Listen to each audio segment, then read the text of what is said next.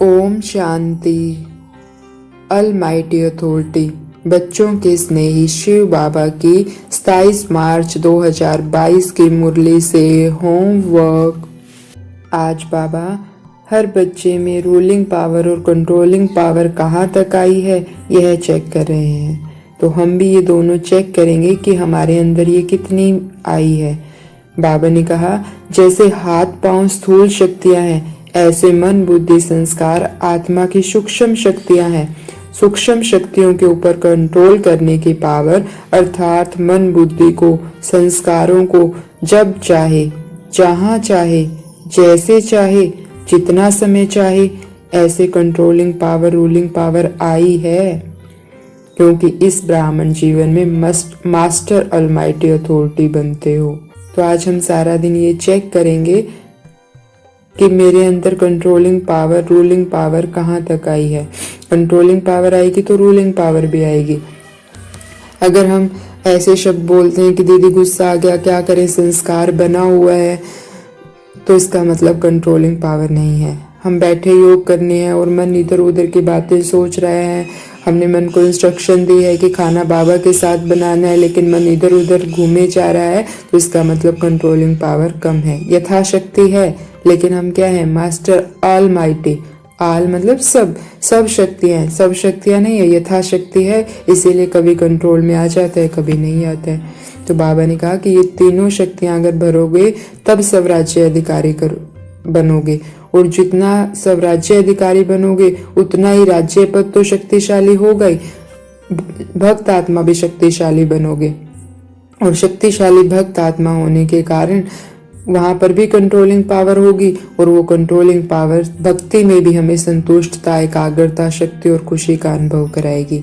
तो सारे कल्प में खुशी का आधार ये कंट्रोलिंग पावर कितनी है, हम सब राज्य अधिकारी कितने बने हैं, बाबा ने कहा ये है। और बाबा ने ये भी कहा कि जिसका 100 पर राज्य होता है, अर्थात सब को चलाने और सर्व को चलाने की विधि आती है, वही नंबर आगे ले जाता है। तो हमारे अंदर 100 के ऊपर अगर कंट्रोलिंग पावर है तो दूसरों के ऊपर रूल करने की यानी हैंडलिंग पावर भी अपने आप आ जाएगी। बाबा कहते हैं कि जिनके अंदर कंट्रोलिंग पावर, रूलिंग पावर है, वो अज्ञानी आत्माओं को भी हैंडल कर सकते हैं, और चाहे ब्राह्मण परिवार की आत्माएं हों, दोनों को हैंडल करने में सफल हो जाते हैं। हैंडल करने में मतलब कंट्रोल करने में, हम दूसरों को भी अपने अकॉर्डिंग चला सकते हैं अगर हम खुद को खुद के अकॉर्डिंग चला रहे हैं। तो बाबा ने कहा तुम्हारा बाबा से अटूट स्नेह है, अटूट प्यार है, इसीलिए बाबा के साथ कभी भी प्यार खत्म नहीं होता। चाहे बाबा समझाने भी देते हैं, हम बुरा नहीं मानते, हमारा प्यार खत्म नहीं होता, क्योंकि अटूट है, अखंड है। लेकिन आत्माओं के साथ जब आते हैं कांटेक्ट में, तो आत्मिक प्यार के परसेंटेज की कमी हो जाती है। और बाबा स्पेशली ब्राह्मण आत्माओं के लिए हमें समझा रहे हैं कि बाबा ने जब आपको चुना तो बाबा ने 35 अवगुण नहीं देखे, एक गुण था तो भी बाबा ने आपको चुन लिया। बाबा ने क्या हमारे अवगुण देखे? नहीं देखे। और बाबा हर एक बच्चे को, बाबा कहते हैं मैं आखिरी बच्चे तक उम्मीद रखता हूँ कि ये भी विश्व का अधिकारी बने, विश्व का राज्य ले। और तुम ब्राह्मण आत्माओं में प्यार में अंतर क्यों आता है? क्योंकि उसकी कोई बात पसंद नहीं आती, हम उसके संस्कार स्वभाव देखने लग जाते हैं। बाबा ने कहा जब भी किसी आत्मा के संस्कार स्वभाव मन बुद्धि में आने लगे तो उसी टाइम बुद्धि में याद रखो कि इस आत्मा को बाप ने पसंद किया है, अवश्य कोई विशेषता है, तब तो बाप ने पसंद किया है ना।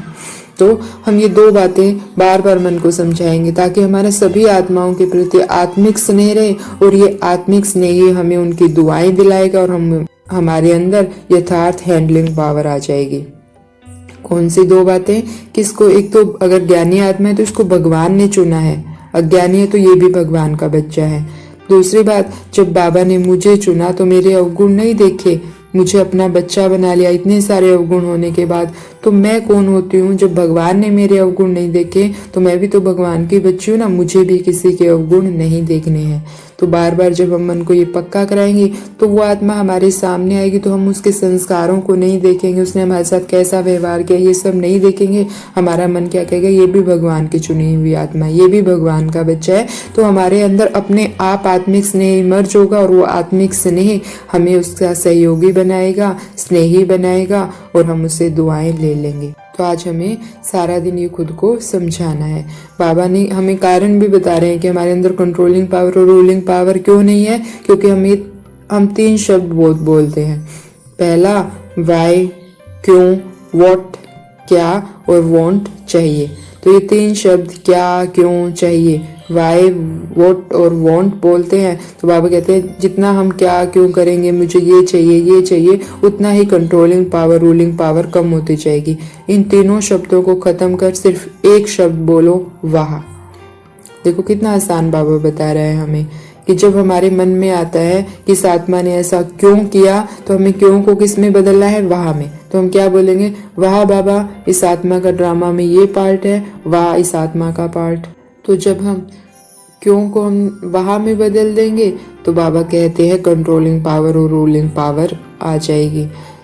और इससे जब हम ये बैलेंस रखेंगे तो जब हम ये बैलेंस रखेंगे तो हमें हर किसी की दुआएं मिलेंगी, और ये परमात्म प्यार की दुआएं और परिवार की दुआएं हमें आगे बढ़ाएंगी। तो बाबा ने आज हमें बहुत प्यार से समझा रहे हैं कि तुम कभी भी ये मत बोलो कि ये आत्मा चली जाए तो मेरा योग लग जाए, मैं इससे किनारा कर लूं तो मेरा पुरुषार्थ अच्छा हो। बाबा कहते हैं तुम विश्व से किनारा करने वाले नहीं हो, तुम सन्यासी आत्माएं नहीं हो, तुम ऋषि मुनि नहीं हो, तुम तो विश्व से किनारा करने वाले नहीं, विश्व कल्याणकारी आत्माएं हो। तो कभी भी बुद्धि में ये मत रखो कि ये अलग हो जाए या ये चली जाए या मैं इससे अलग हो जाऊं तो मैं पुरुषार्थ अच्छा कर पाऊंगी। नहीं, बुद्धि को ये समझाओ कि मैं जिस परिस्थिति में हूँ, जैसी हूँ, मुझे वही बुद्धि को एकाग्र कर बाबा को याद करना है। तो बाबा कहते हैं कि कभी भी अपने आप से, दूसरे से, सेवा से ना उम्मीद और दिल शिकस्त मत बनो, हमेशा शुभ उम्मीदें रखो, दिल शाह बनो। शाह मतलब फराग दिल। तो हमें कभी भी ये नहीं सोचना कि ये आत्मा आ गई, मेरे तो योग का टाइम था, मेरा तो योग का टाइम जा रहा है, या ये इतना बोलती है, इतना व्यर्थ में लेके जाती है मेरे को। हमें उससे किनारा नहीं करना है आत्मा से, बल्कि हमें उसको भी बाहर निकालना है। तो जब वो हमसे अपनी व्यर्थ की बातें कर रही है तो हम उसके साथ मन ही मन उसको ज्ञान समझाने लग जाएं, उसके लिए शुभ भावनाएं रखने लग जाएं, बाबा से कनेक्ट होने लग जाएं, सवदर्शन चक्कर फिराने लग जाए। तो हमें बाबा ने कितनी युक्तियां बताई है व्यर्थ से बचने का। हमें उस आत्मा से किनारा नहीं करना है, बल्कि उसको भी हमें हिम्मत देने की वो भी व्यर्थ से बाहर निकल बाबा को पहचाने, बाबा के श्रीमत पर चले। जब हम ऐसा करेंगे तो उससे भी हमें दुआएं मिलेंगी और हमारा जो टाइटल है विश्व कल्याणकारी वो भी हम यथार्थ कर पाएंगे। आज बाबा ने एक बहुत वंडरफुल बात और बोली। बाबा ने कहा बाप को तो पहचान लिया, लेकिन अब माया को भी पहचानना है। और बाबा ने कहा कि जो खुद हिम्मत रखता है वह दूसरे में भी हिम्मत जरूर देगा। खुद में हिम्मत की कमी होगी तो दूसरों को भी नहीं दे पाएंगे। तो हमें सदा हिम्मत वाली आत्मा बनना है। जो और आत्माएं हैं जो, क्योंकि अज्ञानी आत्माएं तो है ही हिम्मतहीन, उनका तो कोई सहारा ही नहीं है, तो उनको भी हमें उठाना है। और कई बार ज्ञानी आत्माएं भी दिल शिकस्त हो जाते हैं, तो हमें उनको भी उठाना है। और ये जब होगा जब हम प्लेन बुद्धि रखेंगे, निमित्त भाव होगा, निर्माण भाव होगा कि बाबा ने मुझे चुना है, मुझे हर आत्मा को ऊंचा उठाना है, मुझे हर आत्मा की सेवा करनी है। प्लेन बुद्धि बनकर, मान शान के इच्छा से परे रहकर जब हम दूसरे आत्माओं में हिम्मत देंगे तो हम यथार्थ सेवाधारी भी बन जाएंगे। तो आज हमें सारा दिन अपने मन बुद्धि पे नजर रखनी है कि मैं कितना इसको कंट्रोल कर पा रहा हूँ, और दूसरा दूसरी आत्माओं के साथ उन्हें भी बाबा का बच्चा समझकर व्यवहार करना है, उन्हें भी आत्मिक स्नेह देना है। तो ऐसी controlling power, ruling power, handling power से भरपूर यथार्थ सेवाधारी आत्माओं को ओम शांति। शुक्रिया मीठे बाबा, शुक्रिया।